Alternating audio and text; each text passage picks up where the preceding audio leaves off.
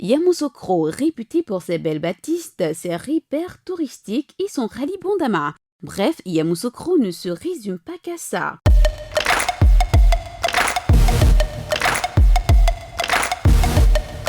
Ici dans la Mêlée, on pratique du rugby.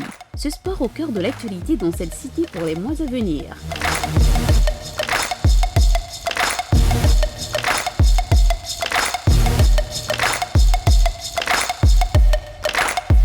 À Yamoussoukro, c'est le Bélier Rugby Club qui représente dans l'élite nationale la capitale.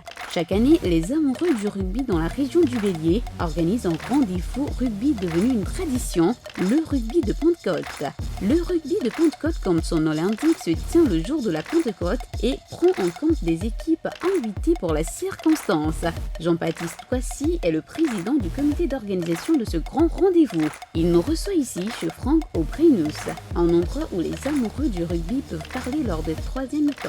Le tournoi de Pentecôte est un tournoi qui est né à la fête du club qui se faisait généralement en fin d'année. Et à l'époque, tenu par les expatriés, elle a connu une ascension fulgurante en termes de compétition, vu la participation de nombreuses équipes qui sont venues de l'extérieur, telles les Croisés d'Albi, le COG Gagenville, l'équipe de Hoche à l'époque. Et quelques temps plus tard, vu les nombreuses crises qu'ont connues le pays, les activités se sont stoppées. Et aussi par manque de moyens, on a dû arrêter un peu. Maintenant, nous sommes revenus avec le tournoi de Pentecôte, avec des innovations. Et cette année, pour parler de tournoi de Pentecôte, nous parlerons de tournoi de rugby à 7. Le tournoi de rugby à 7, catégorie senior.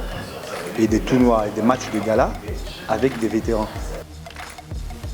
Nous avons choisi des illustres rugbymen de Tian-Silver, ivoirien 100%, né à Trècheville, Yves Dongui, franco-ivoirien, né à Dalois, pour élancer l'image de la discipline. Parce qu'ils sont les porte-flambeaux du succès de cette discipline-là.